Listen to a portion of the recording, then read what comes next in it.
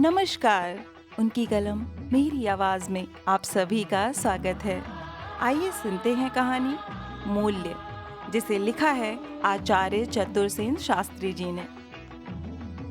एक स्वाभिमानी युवती का विवाह एक धनवान युवक से हुआ, परंतु युवक ने धन के मद से युवती के स्वाभिमान को आहत करना चाहा।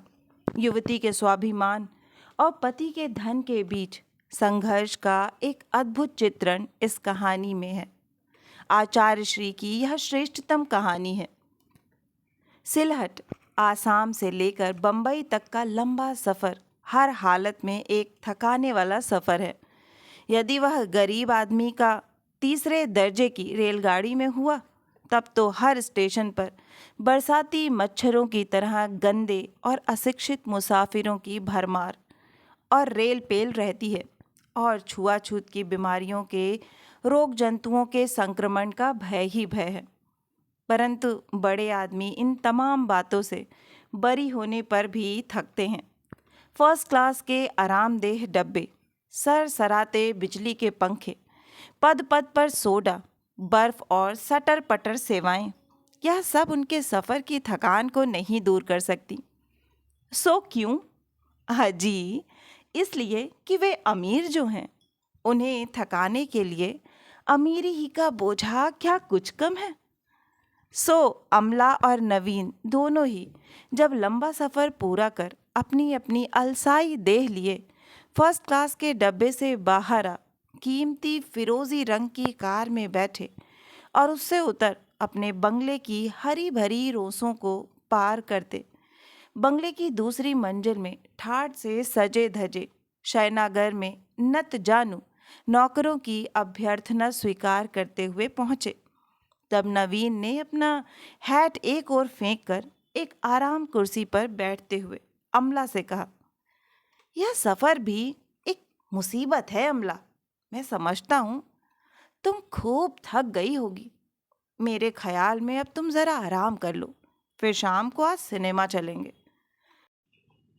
अमला, जो एकाएक इस नए पति घर में पहली बार आ भौचक सी उस सजे धजे शयनागार की कीमती चीज़ों पर एक दृष्टि डाल खिड़की के पास आ खड़ी हुई थी, पति की यह बात सुनकर धीरे से बोली, धन्यवाद।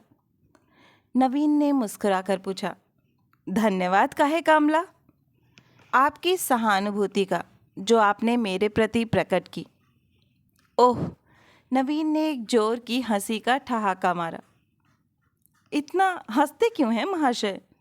अमला ने होंठ और साथ ही भौहें सिकोड़कर कुछ क्रुद्ध स्वर में कहा।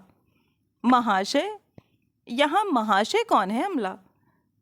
आप है ना? क्या मैं आपको क्षुद्राशय कहने की ज़रूरत कर सकती हूँ? उन्होंने उदारतापूर्वक सिर्फ मुझे ही लेकर मेरे पिता के सारे कर्जे की बेबाकी कर दी है। कर्जे की बेबाकी? सिर्फ तुम्हें लेकर? यह तुम क्या कह रही हो अमला? नवीन ने आतुरवाणी से कहा। ठीक ही तो, दूसरा कोई नीच आदमी होता तो मेरे पिता की मोटर, जोड़ी, घोड़ा, मकान, बाग सब नीलाम करा लेता, शायद इज्जत भी ले लेता। 5 लाख रुपए कुछ थोड़े नहीं होते महाशय। इस वक्त पिताजी के पास 5,000 रुपए भी तो नगद न थे। तुम तो यह कहना चाहती हो कि उन रुपयों के बदले मैंने तुम्हें ब्याह लिया? ब्याह लिया? ब्याह किसे कहते हैं जनाब? वह प्राणों का विनिमय, जीवन का मूल और आत्मा का पवित्रता का एकीकरण है। वह उस प्रकार का सौदा नहीं जैसा आपने किया है। मैंने सौदा किया है? क्यों नहीं? आपका कर्जा एक आदमी पर था, वह उसे चुका नहीं सकता था। उसकी लड़की आपको पसंद आ गई, उसके बदले आपने कर्जे की बेबाकी कर दी। यह क्या बढ़िया सौदा नहीं हुआ? परंतु परंतु वरंतु कुछ नहीं महाशय। मैं आपसे कहे देती हूँ कि मैं आपके बनिएपन को घृणा करती हूँ और सदा घृणा करती रहूँगी। आपको याद रखना चाहिए कि स्त्रियाँ मोल नहीं खरीदी जाती हैं, जीती जाती हैं। आपने मुझे मोल खरीदा है, परंतु मेरे शरीर को, ना कि आत्मा को। मेरी आत्मा स्वतंत्र है। मैंने ना आपको वरा है और ना आप मेरे पति हैं। इसी से आप मेरे प्रति जो भी सद्व्यवहार करेंगे उसके लिए सभ्यता की दृष्टि से आपको धन्यवाद देना मेरा कर्तव्य है। ना मैं गंवारिन हूँ और ना असभ्य, जो शिष्टाचार के नियमों में मैं चूक करूं। एक भीनी मुस्कुराहट नवीन के चेहरे पर आई। उसने छाती पर हाथ धर सिर झुकाकर कहा, आपके सौजन्य और शिष्टाचार की मैं क्यों कर बड़ाई करूं मैं समला, परंतु यदि आप आज्ञा दें तो मैं निवेदन करूं कि अभी तो मैंने सिर्फ आपको 5 लाख में खरीदा ही है। अब मैं आपको शीघ्र ही विजय भी करूंगा। मैं जैसा कुशल व्यापारी हूँ वैसा ही सफल विजेता भी। मैं समला, क्या मैं आशा करूं कि कुछ दिन आप इस गरीब के झोपड़े में उसका आतिथ्य स्वीकार कर उसे प्रतिष्ठा प्रदान करेंगी? यह सेवक आपकी सेवा से अपने को कृतार्थ समझेगा। इतना कहकर नवीन चंद्र तीव्र गति से कमरे से बाहर हो गए। अमला के सारे तीर तमंचे धरे ही रह गए। वह उस शयन कक्ष में कुछ देर होंठ काटती रही और फिर उस फूलों से सजे पलंग पर, जो उसकी सुहागरात के लिए सजाया गया था, गिरकर फूट फूट कर रोने लगी। वैभव से परिपूर्ण महानगरी बंबई की उस वैभवपूर्ण अट्टालिका में सुंदर सुखद छपर खट पर पड़ी अमला गंभीर चिंतन में निमग्न थी। विधि विधान से जिसके साथ सब विवाह विधि पूर्ण हुई, वह कैसे पति नहीं माना जा सकता? कौन शक्ति उसे हिंदू नारी का पति होने से रोक सकती है? फिर नवीन बाबू की आयु यद्यपि कुछ अधिक है, पर वे अतिशय सुंदर, सुगठित और सभ्य व्यक्ति हैं। संपत्ति तो उनके पास अथाह है। सद्व्यवहार और उदारता में भी वे एक हैं। गत 6 माह से अमला का उनका परिचय है। इस बीच उन्होंने कभी भी कोई अभद्र आचरण उनके साथ नहीं किया। उसके साथ उनका यह विवाह यद्यपि उसकी स्वीकृति से हुआ है, पर यह भी कोई स्वीकृति है। पिता ने जब कहा कि उनकी इज्जत, आबरू, मर्यादा सभी कुछ उसके हाथ में है, बिना उनसे ब्याह किए वे पद के भिखारी हो जाएंगे, उनकी पीढ़ियों की मर्यादा मिट्टी में मिल जाएगी, तब अमला के पास स्वीकृति को छोड़कर दूसरा उपाय क्या था? पर यह स्वीकृति तो लाचारी की स्वीकृति है। इसमें कोर्टशिप, स्वातंत्र्य, पसंद और प्रेम कहाँ है? इसीलिए उसने उच्च शिक्षा प्राप्त की थी कि इस भांति वह बेच दी जाए। फिर भी अमला के विचार का एक विषय यह था कि आखिर नवीन में उसकी नापसंदगी की चीज़ क्या है। बहुत सोचने पर भी वह उनमें कोई दोष नहीं निकाल पाती, पर उसका गर्वीला हृदय जब इस निर्णय पर पहुंचता था कि यह विवाह उन्होंने रुपए के बल पर किया है और उस पर उनकी यह गर्वोक्ति कि अभी तो उन्होंने सिर्फ खरीदा ही है, वे उसे विजय भी करेंगे, तो उसका आत्माभिमान हाहाकार कर उठता था और वह कहती थी, नहीं नहीं, कभी नहीं, यह आदमी मेरा पति नहीं है। मैं कभी भी इसको आत्मसमर्पण ना करूंगी, कभी भी नहीं, भले ही जान चली जाए। सोचते सोचते उसका मुंह लाल हो आया, आंसू सूख गए। राधा ने धीरे से कमरे में आकर विनीत स्वर में कहा, बहू रानी, क्या आज घूमने चलेंगी? मालिक ने पूछा है। वे मोटर में बैठे इंतज़ार कर रहे हैं। नहीं, मुझे काम है, अमला ने रुखाई से जवाब दिया, परंतु उसने खिड़की से झांक कर देखा। नवीन बाबू कार की बगल में खड़े ऊपर मुंह उठाए अमला की प्रतीक्षा कर रहे हैं। अमला की आत्मा जैसे अकस्मात गल गई। उसने दासी को रोक कर कहा, ठहरो राधा, उनसे कह मैं आती हूँ। राधा सुनकर हंस दी और वह मालिक को यह असाध्य सुसंदेश सुनाने चली। अमला ने नवीन के पास आकर कहा, आज्ञा पालन में देर हुई, क्षमा कीजिए, क्या मैं पीछे बैठ जाऊं?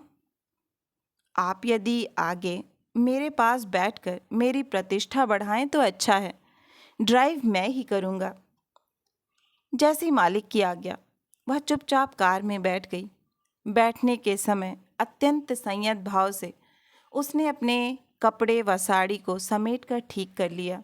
नवीन ने मुस्कुराहट छिपाकर धन्यवाद दिया और तीर की भांति कार छोड़ दी।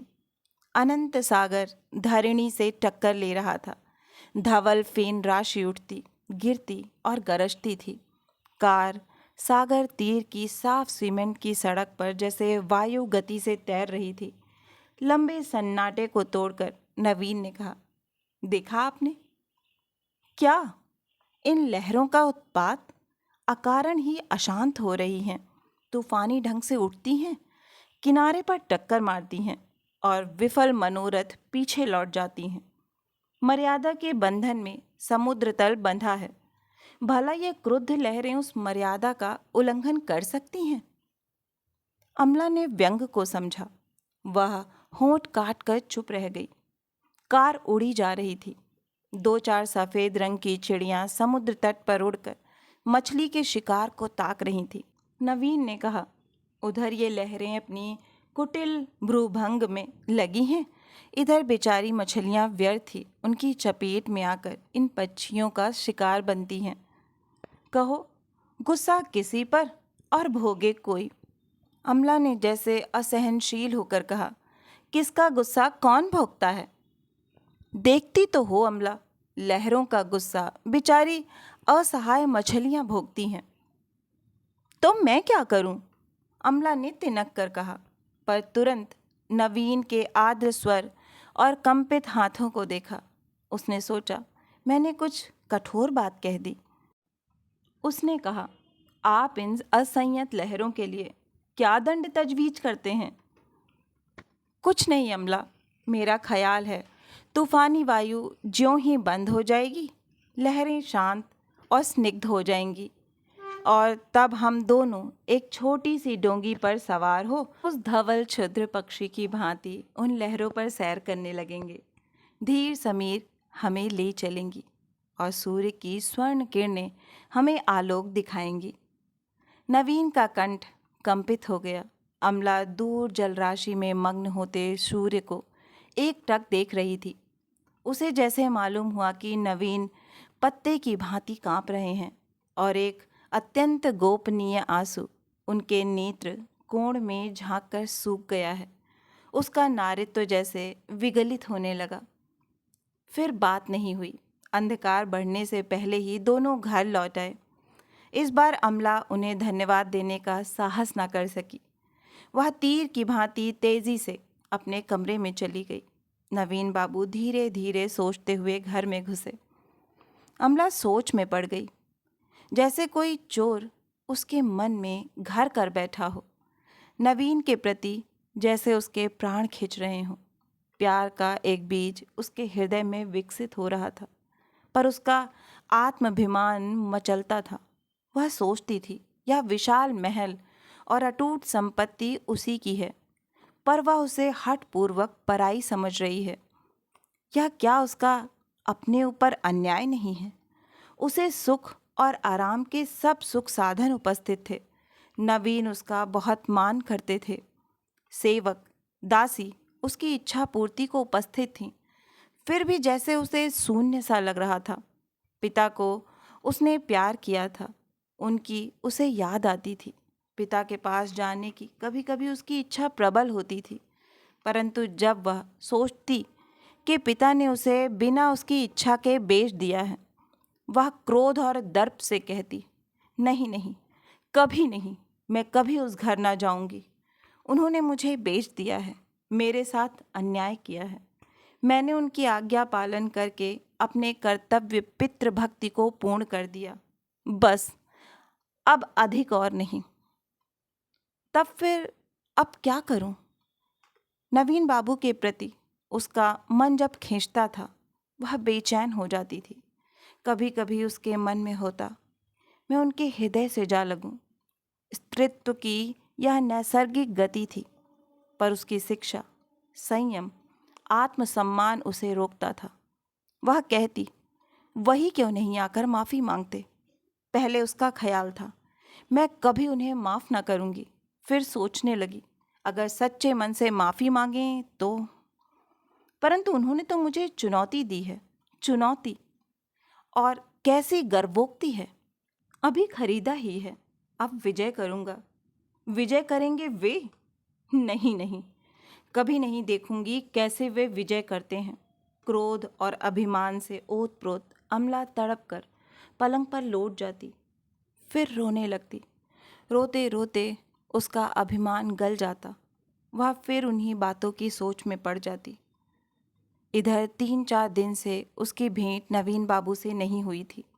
वह प्रति क्षण उनके आने की प्रतीक्षा कर रही थी, पर वह सुन चुकी थी कि उन्हें बहुत ही काम है और वे बहुत व्यस्त हैं। ओह! कैसे दुख का विषय है कि वह किसी काम में बिल्कुल भी व्यस्त नहीं है। कोई कैसे व्यस्त रहता है? उसका मेधावी मस्तिष्क किसी काम में व्यस्त रहना चाहता है। एकाएक उसके मन में आया, क्यों ना मैं कहीं कोई नौकरी कर लूं। जब मैं उन्हें पति ही नहीं मानती, या घर ही जब मेरा नहीं, तब अतिथि की भांति पड़ी क्यों रहूं। मैं उन अधम स्त्रियों में नहीं हूँ जो पुरुषों के आश्रित रहती हैं और उनका भार कहाती हैं। मैंने एमए पास किया है। मुझे चेष्टा करने से कहीं भी एक अच्छी नौकरी मिल सकती है। उससे मैं अपना वह मूल्य भी चुका दूंगी जिसमें मैं बेच दी गई हूँ। उसके हृदय में आत्मसम्मान की उमंगें हिलोरें मारने लगीं। उसने कहा, अवश्य ही मैं अपना मूल्य चुका दूंगी। मैं पिता का ऋण चुकाऊंगी। पिता का ऋण पुत्र चुकाता है, पुत्री क्यों न चुकाए। फिर पिता ने पुत्र ही की भांति मुझे शिक्षा दी है। वह दृढ़तापूर्वक उठी और नवीन के काम करने के कमरे की ओर चली।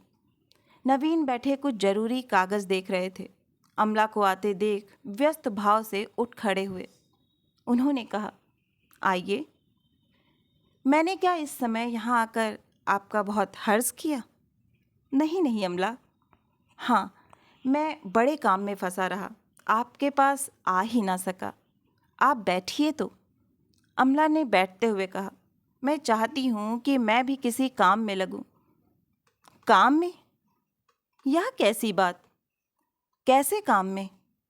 यही कोई छोटी मोटी नौकरी मिल जाए, मेरा सर्टिफिकेट कुछ मदद दे सकेगा। सीखने से काम भी आ जाएगा। मैं कोई भी नौकरी कर सकती हूँ। परंतु अमला, तुम्हें, हाँ, आपको नौकरी करने की ज़रूरत क्या है? ज़रूरत है। एक तो मैं खाली बैठे बैठे जीवन और समय नष्ट नहीं करना चाहती। दूसरे और भी एक बात है। कौन बात? नवीन ने अचकचा कर पूछा। मैं अपना मूल्य चुका देना चाहती हूँ। कैसा मूल्य? आपने जिस मूल्य में मुझे खरीदा है। ओह, वे 5 लाख रुपए और उनका ब्याज। एक भीनी मुस्कान उनके होठों पर दौड़ गई। उन्होंने कहा, पर यह तो बहुत कठिन बल्कि असंभव सा मालूम होता है अमला देवी।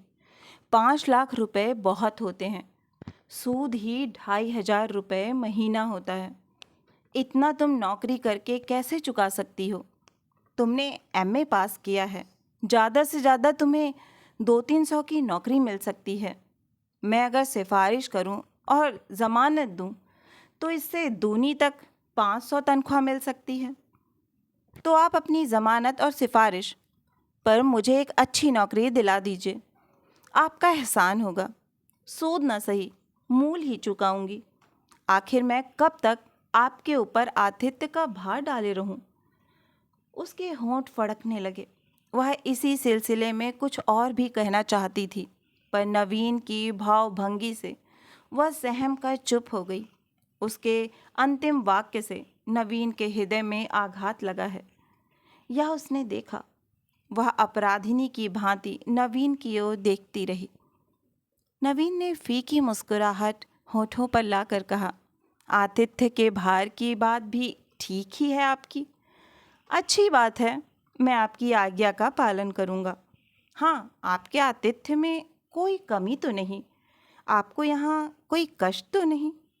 मैं यह कहने की धृष्टता तो नहीं कर सकता कि आप इस घर को अपना घर समझें, पर फिर भी मैं आशा करता हूँ कि आप अपनी आवश्यकताओं के लिए संकोच। नवीन की बातें जैसे वेदना और व्यंग की सीमा लांघ रही थीं। उन्हें सुनने की सामर्थ्य अमला में ना थी। वह पूरी बात ना सुनकर ही वहां से भाग गई। चलते समय उसने कुछ अस्फुट शब्द कहे। उन्हें नवीन ठीक ठाक ना समझ सके। वे मन की वेदना को छिपाने के लिए दोनों हाथों से माथा थाम कर बैठ गए।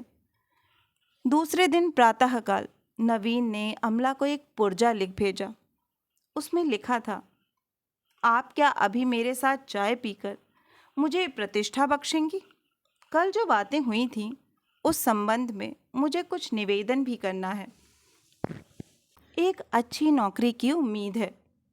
जवाब में अमला स्वयं ही चली आई। चाय पीते पीते उसने पूछा, कैसी नौकरी है? नौकरी बड़ी जोखिम की है, पर मैं आशा करता हूँ आप उसे कर सकेंगी। हाँ, काम सीखना होगा। मुझे क्या करना होगा? एक बड़े फर्म की मैनेजरी की नौकरी है। वेतन मिलेगा 1,000 रुपया महीना, मगर 1 लाख की नकद जमानत चाहिए। नवीन बाबू मुस्कुराहट छिपाने को दूसरी ओर देखने लगे। इतनी भारी जमानत मैं कहाँ से दे सकूंगी? आपके लिए मैं जमानत दे सकता हूँ, अगर आप 2 बातों का वचन दें। 2 बातें कौन? एक यह कि आप उसे स्वीकार करें।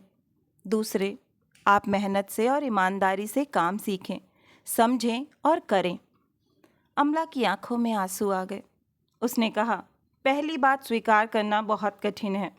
मैं आपके 1 लाख रुपए जोखिम में नहीं डाल सकती। रही दूसरी बात, सो क्या आप मेरी ईमानदारी पर शक करते हैं? यह बात नहीं अमला। नवीन ने अमला के दर्द को समझकर कहा, असल बात तो यह है कि आपके हाथों लाखों नहीं बल्कि करोड़ों रुपए का व्यापार होगा। आपकी जरा सी असावधानी से फर्म मालिक को लाखों की हानि हो सकती है। फर्म की पूरी जिम्मेदारी आप ही पर रहेगी, क्योंकि फर्म के मालिक शीघ्र ही व्यवसाय के संबंध में जापान जाना चाहते हैं। मैं ऐसी जोखिम की नौकरी नहीं कर सकती, अमला ने टूटे हृदय से कहा। तब 100 रुपए की एक नौकरी कन्या पाठशाला की और है। चेष्टा करने से 1-2 ट्यूशन भी मिल सकती है। 150 तो दौड़ धूप कर आप कमा ही सकती हैं, पर इससे क्या आप अपना मूल्य चुका सकती हैं? अमला मर्माहत हुई। कुछ देर तक उसके मुख से बात नहीं निकली। उसने सोचा, 100-150, इतना तो मैं अनायास ही एक दिन में खर्च कर दे सकती हूँ। उसके कैश बक्स में ना जाने कौन नोटों के बंडल भर जाता है। हालांकि वह कभी कुछ खर्च नहीं करती और कैश बक्स छूती भी नहीं।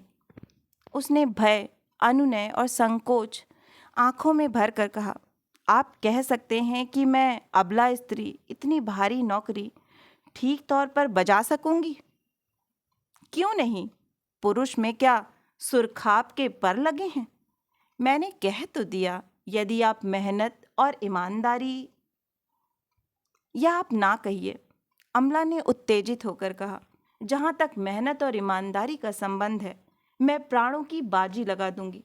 तो न केवल आप उस फर्म की मैनेजर ही रहेंगी, प्रत्युत उसकी एक बड़ी हिस्सेदार भी हो जाएंगी। और अपना मूल्य ही नहीं, सूद भी एक बार नहीं 5 बार चुका सकेंगी। ओह, क्या यह संभव हो सकता है? वह आपे से बाहर होकर आवेश में उठकर नवीन बाबू की ओर चली, पर फिर धम से कुर्सी पर बैठ गई। उसने अत्यंत दीन भाव से कहा, यद्यपि यह मेरा परम स्वार्थ है, पर आप दया करके अगर मेरी जमानत दे दें तो। उसके होंठ कांपने लगे और आंखों में आंसू आ गए। नवीन ने बलपूर्वक अपने आंसू आंखों की कोर में छिपा कर कहा, जैसी आपकी आज्ञा। तो आप मेरे साथ ऑफिस चलने को तैयार रहिए। 11 बजे भोजन के बाद हम चलेंगे। आज ही? अभी? जी हाँ, नवीन बाबू ने जरा रुखाई से कहा और टेबल से उठ खड़े हुए। अमला को फिर कुछ कहने का साहस ना हुआ। उसने सहमती आवाज में कहा, मैं तैयार रहूंगी।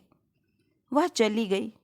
नवीन बाबू जब अमला को साथ लेकर अपने ऑफिस में पहुंचे और ऑफिस के हिंदुस्तानी और यूरोपियन कर्मचारियों का अभिवादन ग्रहण करते हुए अपनी शानदार टेबल पर और अमला को एक कीमती कुर्सी पर बैठने का संकेत कर स्वयं भी बैठ गए, तब अमला ने विस्फारित आंखों से नवीन बाबू की ओर देख मानो मन ही मन कहा, ऐसा तुम्हारा वैभव है।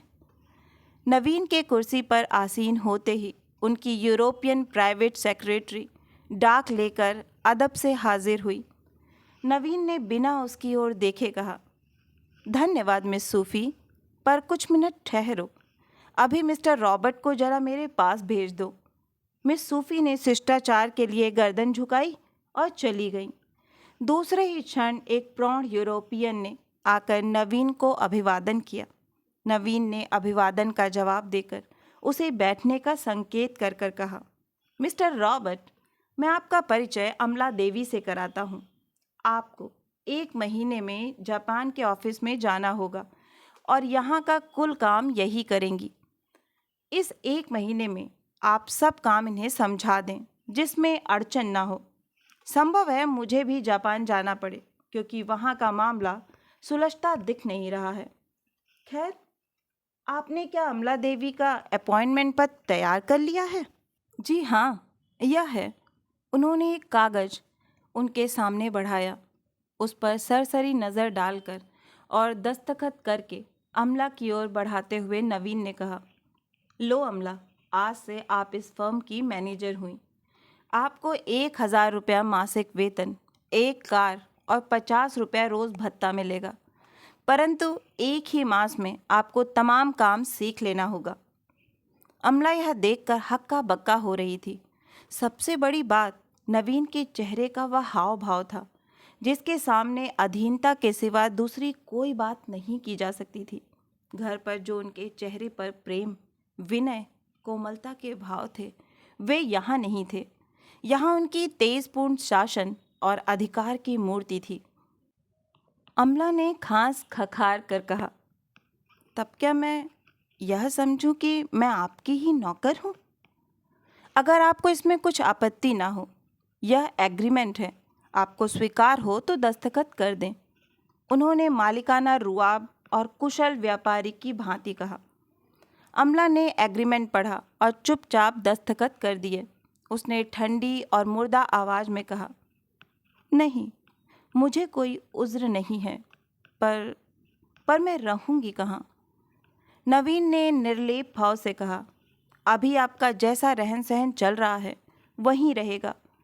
और बरबस अपनी हंसी रोकने के लिए उन्होंने जोर से घंटी बजाते हुए कहा, मिस्टर रॉबर्ट, अब आप इन्हें इनके ऑफिस में ले जा सकते हैं। लेडी टाइपिस्ट मधुर सेंट की गंध फैलाती हुई कमरे में अदब से खड़ी हो गई और अमला हृदय का भार साहसपूर्वक उठाकर मिस्टर रॉबर्ट के पीछे पीछे चल दी। नवीन ने एक ठंडी सांस ली और अपने काम में लग गए। अमला बड़ी ही टेढ़ी लड़की थी। 1 ही महीने में उसने इस तत्परता और मुस्तैदी से काम को अपने कब्जे में किया कि ऑफिस में उसका आतंक सा छा गया। समय कुसमय की उसे परवाह ना थी। भावुकता को उसने भुला दिया था। काम की उसे धुन थी। वह आंधी की भांति काम खत्म करती थी। मिस्टर रॉबर्ट जब उसके काम की गुप्त रिपोर्ट नवीन को देते, तब एक आनंद मिश्रित संतोष उनके हृदय को भर देता था। इस बीच ऑफिस वर्क को छोड़कर उसने बहुत कम नवीन से भेंट की। नवीन ने भी धैर्यपूर्वक संयम रखा। फिर भी वे संध्या समय उसे घुमाने ले जाते, उसका मन बहलाते और उसकी आत्मा को अपने निकट भी लाने की चेष्टा करते थे। अमला पर इसका कुछ असर पड़ता था कि नहीं, यह ईश्वर जाने, पर वह नवीन बाबू के प्रति अति विनीत और आज्ञाकारिणी हो गई थी। महीने की समाप्ति पर ज्यों ही अमला को पहला वेतन मिला, उसे ज्यों का त्यों लेकर वह नवीन के पास आई। नवीन असमय में उसे आया देख बोले, क्या बात है अमला? अमला ने रुपया मेज़ पर रखकर कहा, यह कर्ज खाते में जमा कर लीजिए। नवीन ने अमला की ओर कुछ देर देखकर कहा, असल में या सूद के पेटे? जैसा आप ठीक समझें। नवीन ने कुछ न कहकर घंटी बजाई। एक मिस हाथ में पेंसिल कागज ले हाजिर हुई। नवीन ने कहा, यह रुपया मेम साहब का जमा करके रसीद ला दो। मिस सिर झुकाकर चल दी और नवीन अपने कागजों को उलटने लगे। अमला चुपचाप बैठी रही। क्लर्क ने रसीद लाकर अमला के हाथ में दे दी। नवीन की इस समय की नीरस भावना से हृदय में आघात खाकर अमला चुपचाप उठकर जाने लगी। नवीन भी मान में थे, पर उन्होंने उसे जाते देखकर कहा, हाँ अमला, मुझे आपसे कुछ कहना है। अमला लौट पड़ी। उसने अपेक्षाकृत नकली विनीत भाव से सिर झुका लिया। नवीन ने नरमी से कहा, बैठ जाइए अमला, अब आपको 1 महीना अपना काम करते हो गया। काम सीखने के लिए इतना ही समय दिया गया था। अब जापान में मिस्टर रॉबर्ट की बड़ी ही ज़रूरत है और वे परसों चले जाएंगे। काम का कुछ ऐसा पेंच आ पड़ा है कि शायद मुझे भी जाना पड़े। अमला एकाएक बेचैन होकर बोली, आपको? नवीन को अमला के स्वर में एक नई वस्तु दिख पड़ी, जैसी कि प्रथम नहीं देखी गई थी। उन्होंने और भी मृदुल भाव से कहा, हाँ अमला, मैं ना जाऊंगा तो भय है कि मुझे लाखों का घाटा हो जाएगा, पर मैं आशा करता हूँ आप सब संभाल लेंगी। 1 ही महीने में आपने जैसी योग्यता का परिचय दिया है, उससे मुझे विश्वास हो गया है। अमला का कंठ स्वर कांप गया, पर उसने कहा, आपके ना होने पर मुझे भय है। नहीं नहीं, मैं एक क्षण भी वहाँ व्यर्थ ना ठहरूंगा। ज्यों ही परिस्थिति ठीक हुई मैं लौट आऊँगा। इन 2 दिनों में अब हमको बहुत काम करना होगा। मिस्टर रॉबर्ट का तो सब काम आपने समझ ही लिया। मेरा काम 2 दिन में समझना है और मुझे सफ़र की तैयारी करनी है। अमला का कंठ सूख गया। उसकी वह आकुल मूर्ति देख नवीन आनंद विभोर हो गए। अमला ने एकाएक कहा, एक निवेदन है। कहिए। आपने मेरी योग्यता जांच ली, शायद विश्वास भी कर लिया। नवीन ने घबराकर अमला की ओर देखा। अमला ने कहा, अब अगर आप उचित समझें तो अपनी जमानत हटा लें। मैं प्रतिज्ञा करती हूँ कि अमला की आंखों से टप टप आंसू टपक पड़े। नवीन भी आंसू ना रोक सके। उन्होंने अमला का हाथ अपने कांपते हाथों में लेकर कहा, अमला, अगर तुम मुझे समझ सको। इस बार का यह तुम अमला को बड़ा प्रिय लगा। वह उसी भांति नवीन के हाथों हाथ दिए रोती रही। नवीन के चले जाने पर अमला का हृदय हाहाकार करने लगा। उसकी आंखें जैसे अंधी और कान बहरे हो गए। उसे सब ओर अंधेरा और शून्य दिखने लगा और वह समझ गई कि धूर्त महाजन ने ना सिर्फ उसे खरीदा ही है, प्रत्युत जीत भी लिया है। वह उसी की है, 16 आना उसकी। नवीन उसके प्राणों में, रोम रोम में बस गया है। उसका अभिमान ना जाने कहाँ चला गया। उसका हृदय मानो पुकार पुकार कर कहने लगा, कहाँ हो ओ निष्ठुर महाजन, ओ विजयी नवीन, आओ और अमला की असहाय लतिका को सहारा दो, हृदय से लगाओ। और तभी उसे यह भी भान हुआ कि यह घर, कार-बार और सब कुछ मेरा है। नवीन के उन आंसुओं ने भेद खोल दिया था। उसे एक नए जीवन का भेद प्रकट हो गया था और वह घर में पागल सी दौड़ती नवीन की चीज़ों को प्यार करने के लिए घूमती फिर रही थी। नवीन के चित्र के आगे उसने नतमस्तक होकर सिर झुकाया, उस पर फूल चढ़ाए। ऑफिस में आकर वह पहले नवीन की कुर्सी को आंचल से झाड़कर उसे चूमती, तब काम में जुटती। उसके उन्माद को रोकने में सिर्फ भारी जिम्मेदारी और काम का पहाड़ ही सहायक हो रहा था। वह 9 बजे ही ऑफिस आ जाती और वहाँ वह अंधेरा होने तक बैठी काम करती रहती। वह अपनी जिम्मेदारी समझ गई थी। करोड़ों के व्यापार और विश्व भर से पत्र व्यवहार का उत्तरदायित्व उस पर था। दिन के बाद दिन और महीने के बाद महीने बीतते गए। नवीन के खत आते थे। उनमें सिर्फ काम काज की बातें रहती थी। उनमें वह प्यार की एक छाया खोजने को तड़पती थी। वह सोचती थी कि कभी वे निष्ठुर एक प्यार का शब्द भी ना लिखेंगे। कभी सोचती मैं ही लिखूं, पर वह ना लिख सकी। 4 महीने बीत गए और एक दिन व्यापार की दुनिया में तूफान आया। बाजार के भाव उलट-पुलट हो गए। बैंक अकस्मात बंद हो गए। फर्म के हेड क्लर्क ने अमला के पास बदहवासी से आकर कहा, 50 लाख रुपया नकद हाथ में ना होने से हमारा टाट उलट जाएगा। परसों 10 बजे हमें 50 लाख रुपए की बैंक की हुंडियों का भुगतान करना होगा। हमारा रुपया जिन फर्मों में जमा है या उनकी सूची है, पर उनसे कुछ भी मिलना संभव नहीं क्योंकि बैंक बंद हो रहे हैं। सारी परिस्थिति को देखकर अमला का सिर चकरा गया, पर उसने साहस से काम लिया। उसने कहा, आखिर एकाएक यह क्या हो गया? एक व्यापारी ने 8 करोड़ का दिवाला निकाल दिया। उसके साथ कई फर्म और 2-3 बैंक भी पिस मरे। हमारी भी वही गत होगी। अमला ने क्रुद्ध होकर कहा, बको मत। मैं यह जानना चाहती हूँ कि हमें कुल कितना रुपया देना है। 50 लाख हुजूर। कब तक? परसों 10 बजे तक। अपने पास कुल रकम कितनी है? मुश्किल से 15 लाख। पावना कितना है? लगभग इतना ही है। यह फेहरिस्त है, पर इसमें से कुछ मिलने की आशा नहीं।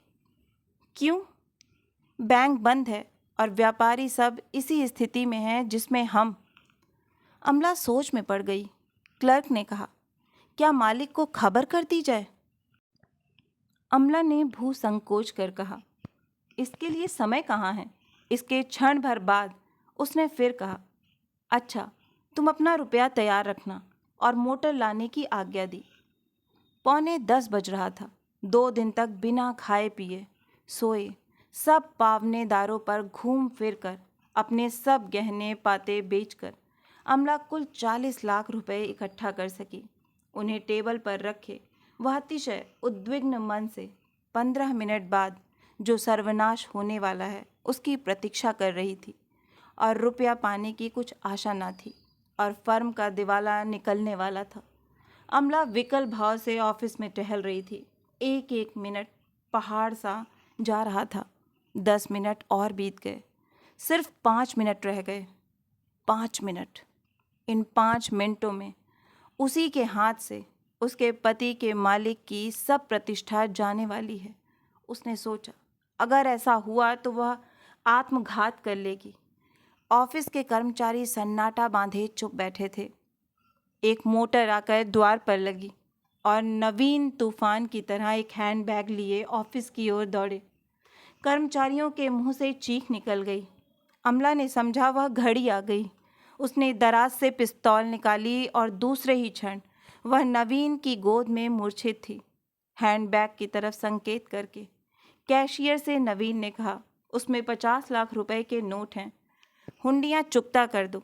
और वह अपने बलिष्ठ हाथों में अमला को लिए मोटर की ओर लपके। मोटर बंगले में आई। अमला होश में आ गई और स्वप्न की भांति बीती घड़ियों को स्मरण कर रही थी। अमला ने भयभीत होकर कहा, वे हुंडियाँ? संकट टल गया प्रिय, हुंडियों का भुगतान हो गया। साथ ही यह तुम्हारा कमीशन 40 लाख रुपया है। मैंने कहा था ना कि अच्छी नौकरी है। आज मैनेजर हो, किसी दिन हिस्सेदार बन जाओगी और अपना 5 गुना मूल्य चुका सकोगी। तुम्हारा मूल्य मैं कभी ना चुका सकूंगी स्वामी। अमला ने नवीन के हृदय में मुंह छिपा लिया। अमला को अपनाकर नवीन कृतकृत्य हो गए। वही बंबई से आसाम तक का लंबा थकाने वाला सफ़र दोनों कर रहे थे। एक बार पिता का आशीर्वाद प्राप्त करने की लालसा अमला ना रोक सकी। इसी से दोनों जा रहे थे। हाँ, थकान के स्थान पर स्फूर्ति, उमंग और जीवन था। दोनों ने दोनों को पा लिया था। अभी आप सुन रहे थे कहानी मूल्य। आशा है कि हृदय स्पर्शी कहानी आपको बहुत ही पसंद आई होगी। अगर कहानी पसंद आई है तो मुझे प्रोत्साहित करने के लिए एक लाइक करें, अपनों के साथ ज़्यादा से ज़्यादा शेयर करें नीचे कमेंट बॉक्स में कमेंट करके बताएं कि ये कहानी कैसी लगी। और अगर आप इस परिवार का हिस्सा बनना चाहते हैं तो इस चैनल को सब्सक्राइब करें और हाँ, नोटिफिकेशन बेल ज़रूर दबाएं, जिससे आगे आने वाली हर कहानियाँ आपको समय पर मिलती रहें। फिर मिलती हूँ एक नई कहानी या कविता के साथ। तब तक के लिए आप सभी का कहानी सुनने के लिए बहुत बहुत धन्यवाद।